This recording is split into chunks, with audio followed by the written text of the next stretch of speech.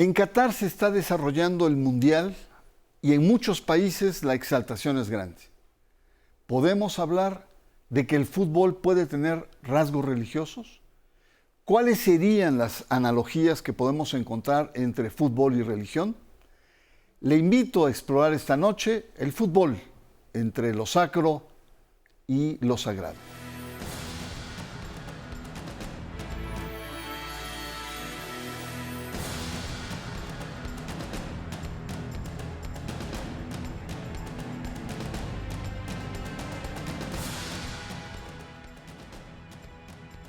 El 26 de octubre de 1863, día de la fundación de Football Association, es considerado por muchos como el día del nacimiento del fútbol moderno. Participaron 12 clubes de distintas escuelas londinenses, entre ellas escuelas religiosas como la anglicana Barnet School, Trinity College, de la Universidad de Cambridge, o la católica School de Crusaders. Por ello, los vínculos entre el fútbol y la religión se deben originalmente a la relación entre el fútbol y las instituciones de las iglesias. En Inglaterra, en la década de 1870, muchos clubes fueron creados por las parroquias o iglesias católicas o anglicanas. Diversos colegios y escuelas de Londres se reunieron para reglamentar la vida de los clubes y de las reglas básicas del llamado soccer, y que tuvieran la aceptación de la mayoría. Esto particularmente es cierto en el club Aston Villa de Birmingham, en Francia. El desarrollo del fútbol ha estado estrechamente vinculado a la Iglesia Católica y al movimiento de los patrocinios.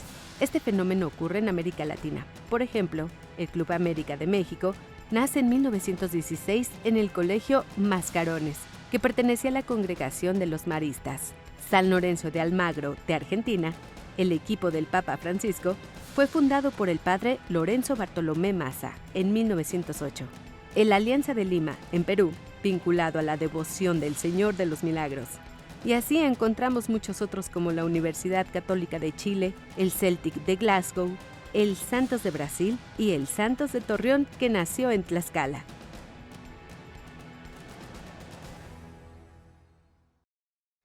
Muy buenas noches. A propósito del Mundial de Qatar, no podemos dejar de hablar de las implicaciones culturales del deporte más importante del planeta. El fútbol es pasión, es un deporte de masas que tiene un alcance planetario. El escritor uruguayo Eduardo Galeano decía que el fútbol es la única religión que no tiene ateos.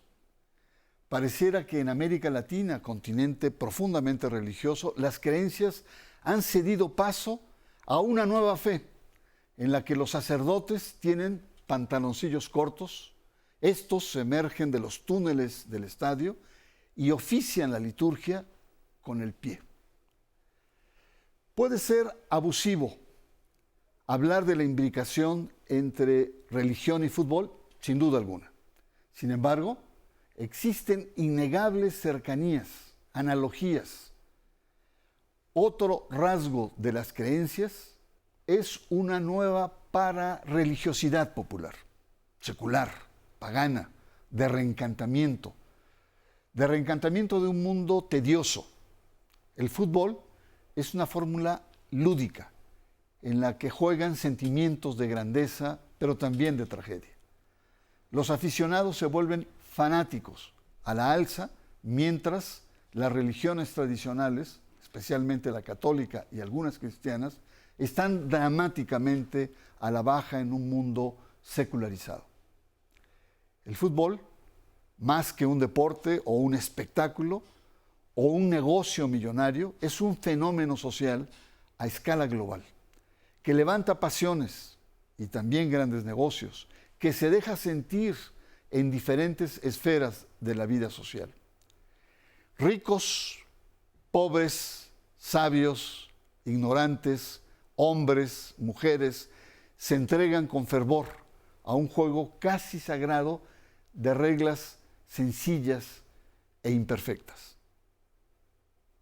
Para cerrar este primer bloque, recupero a Mario Benedetti, quien afirmó: aquel gol que le hizo Maradona a los ingleses con ayuda de la mano divina es por ahora la única prueba fiable de la existencia de Dios. Estamos fútbol entre lo sacro y lo profano. Vamos a una pausa.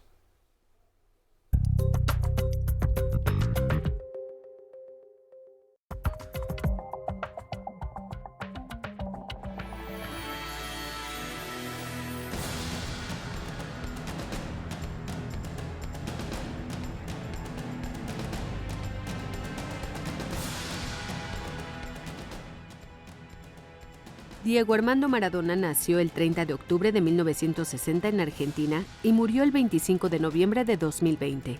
Fue considerado el mejor futbolista de la historia en aquel país sudamericano. Sus funerales se desbordaron. La masa de aficionados rebasó la Casa Rosada de Buenos Aires. Fue una dolorosa peregrinación del adiós para un personaje entrañable considerado el mayor ídolo. Maradona se convirtió en un fetiche del césped sagrado del fútbol. Para parte de la afición argentina e italiana, Maradona era un dios en la cancha.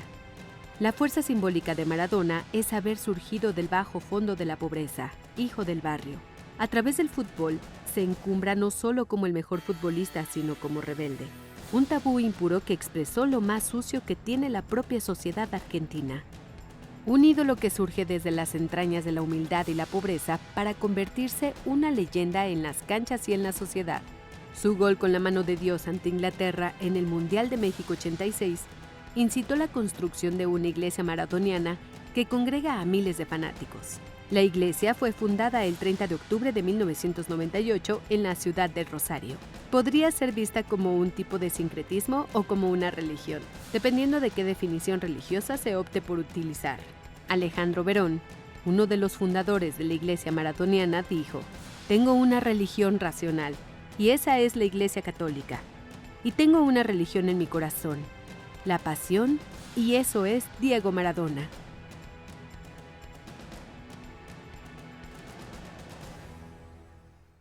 El fútbol, sus formas religiosas, es el tema nuestro esta noche aquí en Sacro y Profano, programa especial. La sociología crítica heredera de la hermenéutica marxista considera el fútbol como una religión, es decir, tiene una forma opiada, es opio del pueblo. El fútbol, dicen, como la felicidad ilusoria popular o incluso el suspiro de la criatura oprimida. El fútbol, según esta perspectiva, es una maquinaria lucrativa global que embrutece a las masas. En cambio, hay otras sensibilidades interpretativas. La antropología moderna, desde los años 80, analiza analogías, es decir, afinidades y similitudes entre fútbol y religión. Vamos a resaltar unas cuantas. Por ejemplo, los ídolos son aquellos futbolistas que son objeto de culto. Son los futbolistas que destacan por sus proezas, por sus habilidades, por su tenacidad, pasan a la categoría de cracks. Por sus hazañas, los futbolistas adquieren muchas veces rasgos sagrados frente a la hinchada, frente a la sociedad. Este universo politeísta de los ídolos recuerda a los dioses griegos que vivían, sufrían, rivalizaban, eran tentados por los deseos mundanos, pero seguían siendo seres divinos. Entre los dioses siempre hay algunos que destacan. En el Olimpo de los ídolos sobresalen solamente un puñado. Edson Arantes do Nascimento, un rey Pelé de Brasil. Franz Beckenbauer, el Kaiser de Alemania. Johan Cruyff de Holanda. Diego Armando Maradona, Argentina. Cristiano Ronaldo, Portugal. Y desde luego el gran Lionel Messi, por mencionar algunos. A Maradona se le perdonó todo.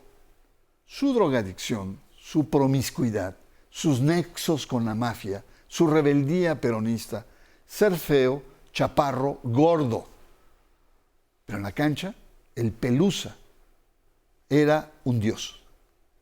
Parafraseando nuevamente a Galeano, se transfiguraba cuando sembraba adversarios, cuando metía goles, cuando los festejaba. Una segunda analogía es la del misterio y la providencia. El aficionado guarda la esperanza de la sorpresa y del lance inesperado. Ningún encuentro está ganado de antemano, a pesar de que el rival pueda ser más fuerte.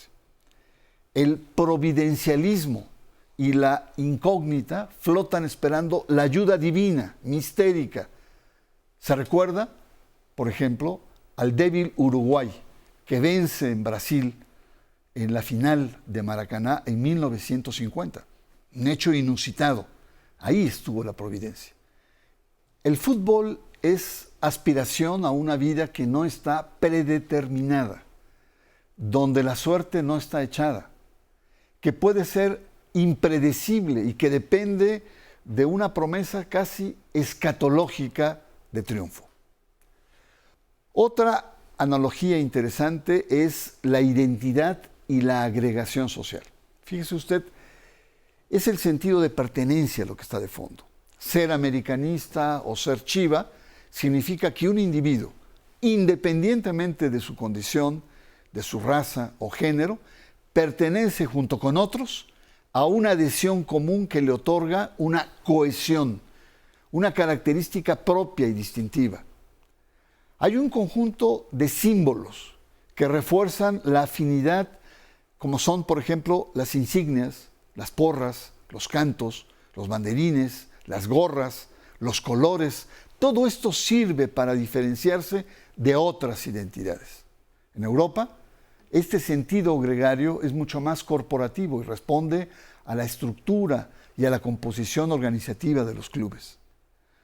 En extremos más radicales nos topamos con el fenómeno de las porras, las bravas, las hinchadas, que pueden ser expresiones más radicales de esa adhesión.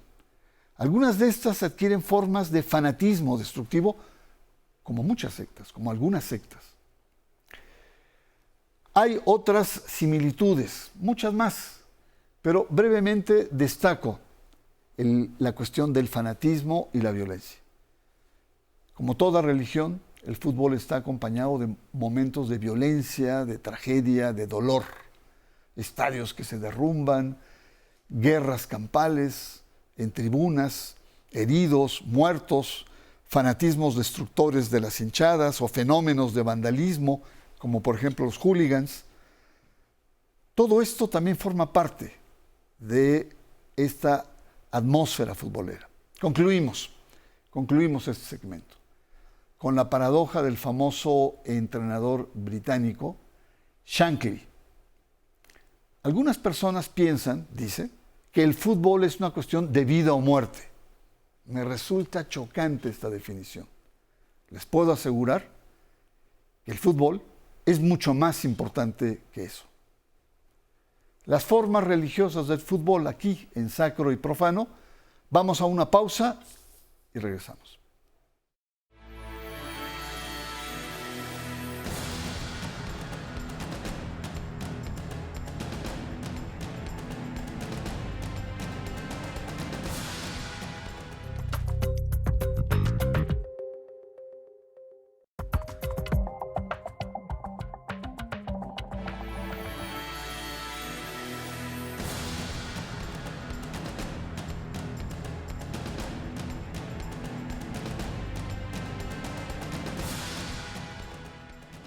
Qatar es la primera sede mundialista del Medio Oriente. Qatar es un emirato de 11.581 kilómetros cuadrados, localizado en una pequeña península dentro de la Arábiga. Su capital es la ciudad de Doha, la cual cuenta con una población de 2.3 millones de habitantes. El territorio del país es desértico, sin ríos ni lagos. Fue una zona pobre, de beduinos y una parada para comerciantes de perlas, pigmentos, telas y otros productos de mercaderes que navegaban el Golfo Pérsico. Desde 1930 se sabía la existencia de grandes yacimientos de petróleo.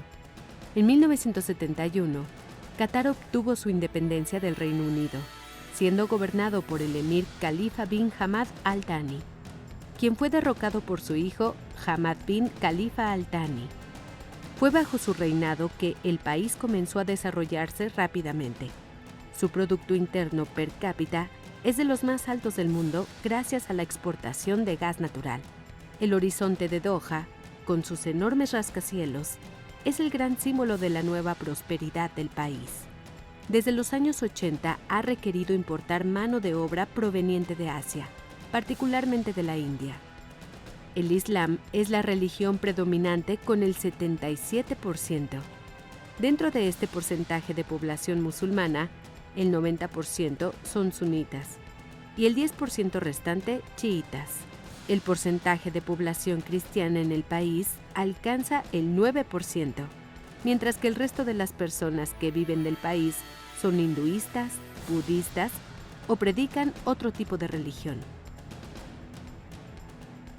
En tiempos remotos, el peregrinaje es el viaje de los fieles a un santuario o un lugar sagrado, con importantes connotaciones religiosas. Lourdes fue muy visitada, es muy visitada, Czestochowa en Polonia, la Basílica de Guadalupe en México, pero hoy Qatar y su capital en Doha son el epicentro del planeta. Los estadios mundialistas son los nuevos lugares de peregrinaje, solo comparable a los santuarios antiguos y a las actuales mecas islámicas.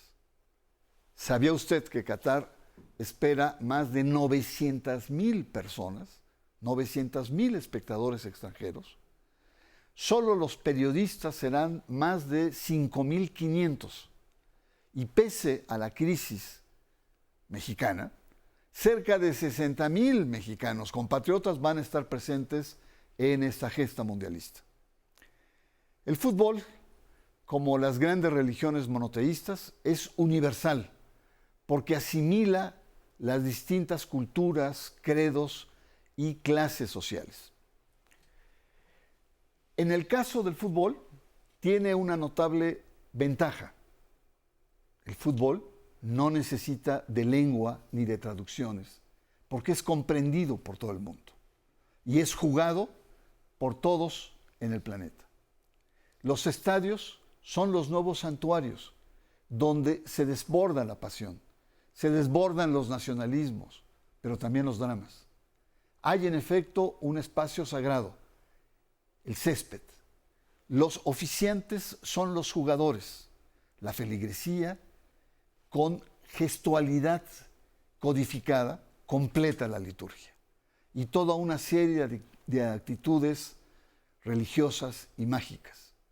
La diferencia con la religión radica en que el fútbol no aporta ningún mensaje de salvación. Pero, ¿quién necesita la salvación cuando lo importante es lo inmediato, cuando lo importante es el resultado, cuando lo importante es el desempeño, cuando lo importante es la emoción? ¿Por qué? Porque Dios es redondo, como lo dice Juan Villoro. Cerramos este programa nuevamente apelando a Eduardo Galeano, el que nos ha acompañado, intelectual de primer nivel uruguayo, quien dijo: en su vida una persona puede cambiar de pareja, puede cambiar de partido político, puede cambiar de religión, pero no puede cambiar de equipo. Soy Bernardo Barranco y le espero la próxima semana aquí, en Sacro y Profano.